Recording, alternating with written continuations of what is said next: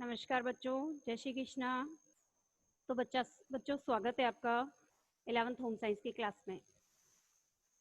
बच्चों हमने कल फर्स्ट लेसन शुरू किया था, गृह विज्ञान का अर्थ, परिभाषा, का महत्व और उपयोगिता। फर्स्ट लेसन हम पढ़ रहे हैं। हमने परसों पढ़ा था बच्चों कि गृह विज्ञान क्या है। हमने देखा था कि गृह विज्ञान जो है, गृह से संबंधित प्रमुख ज्ञान को ही हम क्या कहते हैं, गृह विज्ञान कहते हैं, या फिर घर के अंदर रहने वाले प्रत्येक सदस्य की खुशी और स्वास्थ्य से संबंधित जो अध्ययन किया जाता है उसी को हम क्या कहते हैं, गृह विज्ञान कहते हैं। इसके अलावा हमने ये भी देखा था कि गृह विज्ञान जो है वो विज्ञान और गृह विज्ञान के बीच का एक अंतःविषय क्षेत्र है ना। फिर हमने इसकी परिभाषाएं भी देखी थी कि गृह विज्ञान जो है एक बहुविषयक क्षेत्र का अध्ययन है जिसके अंदर बहुत सारे विषयों का अध्ययन किया जाता है। तो बच्चों आज हम चर्चा करेंगे गृह विज्ञान के उद्देश्य क्या है। तो यदि हम बच्चों गृह विज्ञान के उद्देश्य की बात करें तो गृह विज्ञान जो है बच्चों के अंदर या बालक और बालिकाओं के अंदर ज्ञान को बढ़ाता है, उनमें विवेक का विकास करता है, उनके अंदर कौशल को बढ़ाता है, उनके अंदर स्किल्स का विकास करता है। इसके साथ साथ उनको कार्य करने की क्षमता का भी उनके अंदर विकास करता है।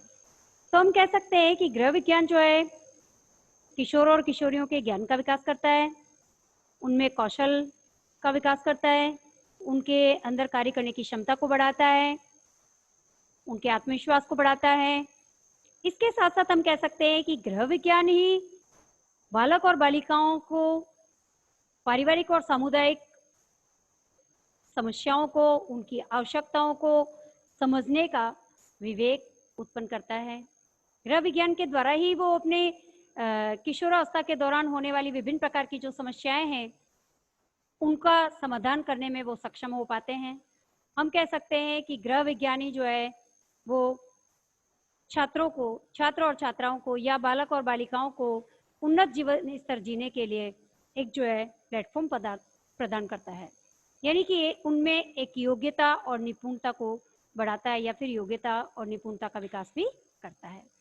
एक अच्छा जीवन यापन करने के लिए, एक उन्नत जीवन स्तर बनाने के लिए, एक उन्नत जीवन स्तर प्राप्त करने के लिए उनमें योग्यता और निपुणता को वो बढ़ाता है या योग्यता और निपुणता का विकास भी करता है। तो बच्चों हमने देखा कि किस प्रकार से गृह विज्ञान जो है हमारे लिए लाभदायक है। यदि हम गृह विज्ञान का अध्ययन करें तो वाकई में हम कह सकते हैं कि एक बालक और बालिका का संपूर्ण विकास इससे हो सकता है, उसके संपूर्ण व्यक्तित्व का विकास इससे हो सकता है। अब चलते हैं बच्चों गृह विज्ञान के क्षेत्र। गृह विज्ञान के क्षेत्रों की बात करें बच्चों तो गृह विज्ञान का के क्षेत्र 5 क्षेत्रों में इसको बांटा गया है। इसके 5 विभाग हैं। पहला विभाग इसका है ह्यूमन डेवलपमेंट, जिसे हम कहते हैं, जैसा कि आप बोर्ड पर देख रहे हैं, मानव विकास और पारिवारिक अध्ययन। दूसरा इसका जो क्षेत्र है वो है पारिवारिक संसाधन और प्रबंधन। तीसरा इसका क्षेत्र है बच्चों खाद्य और पोषण। और चौथा क्षेत्र है इसका वस्त्र और परिधान।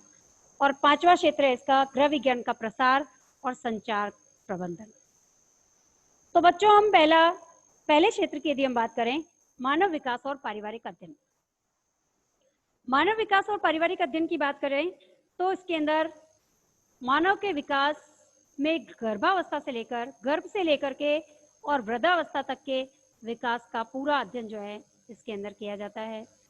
इसके साथ ही मानव का शारीरिक, मानसिक, संवेगात्मक, भावनात्मक, क्रियात्मक, ज्ञानात्मक सभी प्रकार के विकास का अध्ययन भी इस क्षेत्र के अंदर किया जाता है। कौन से क्षेत्र में? ह्यूमन डेवलपमेंट के अंदर, मानव विकास और पारिवारिक संबंध के अंदर। समझ में आया? इसके साथ साथ यदि हम देखें तो बदलते हुए परिवेश के अंदर विवाह है, परिवार के प्रकार हैं, परिवार के उद्देश्य हैं और पारिवारिक समस्याओं का समाधान करने का अध्ययन भी इस क्षेत्र के अंदर किया जाता है। कौन से क्षेत्र के अंदर?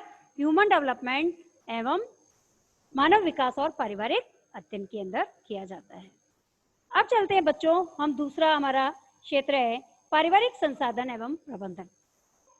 तो पारिवारिक संसाधन और प्रबंधन की यदि हम बात करें बच्चों तो इस विभाग के अंदर ये जो क्षेत्र है हमारा, इस क्षेत्र के अंदर हम समय, धन, ऊर्जा और स्थान इनका प्रबंधन ठीक प्रकार से किस प्रकार से किया जाए, इनके प्रबंधन का ठीक तरीके से उपयोग करना इस क्षेत्र के अंदर सिखाया जाता है। कौन से क्षेत्र के अंदर?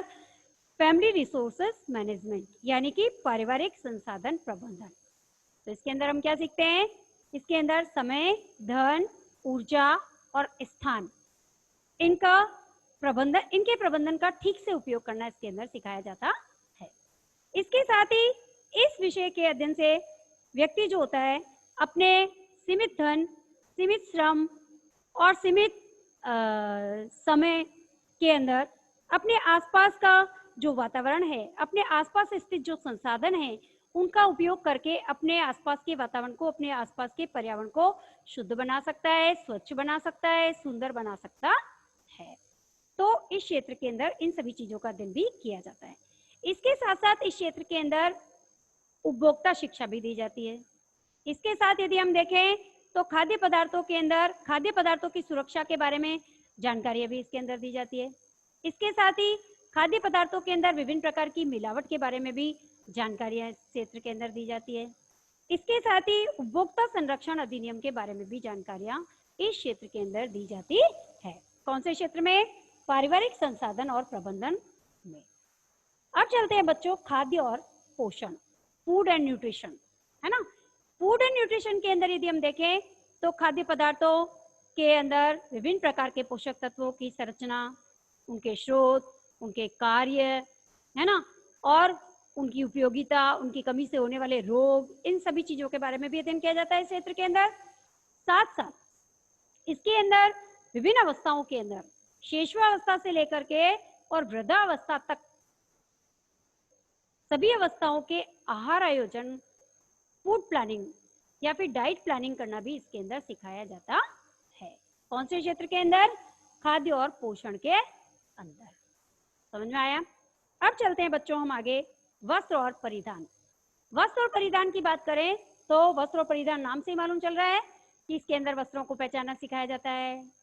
फिर वस्त्रों को पहचान करके फिर उसके अंदर वस्त्रों में विभिन्न प्रकार के टाँके लगाना सिखाया जाता है, उनकी कटिंग करना सिखाया जाता है, फिर उनको सिलना सिखाया जाता है, फिर उनकी वस्त्र परिसज्जा करना सिखाया जाता है ना।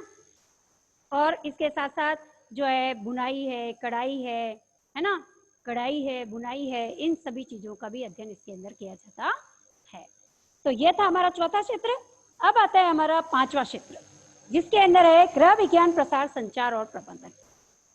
तो इसके अंदर गृह विज्ञान का प्रसार और प्रचार करने के लिए विभिन्न प्रकार के ऑडियो विजुअल साधनों का निर्माण भी किया जाता है और उनका विकास भी किया जाता है। इसके अंदर गृह विज्ञान का प्रसार, संचार और प्रबंधन वाला जो क्षेत्र है, इसके अंदर गृह विज्ञान का प्रसार किस प्रकार से किया जाए, तो इसका प्रसार करने के लिए ऑडियो विजुअल संचार के साधनों का उपयोग करते हुए इसका प्रसार करने के लिए प्रसार किया जाता है।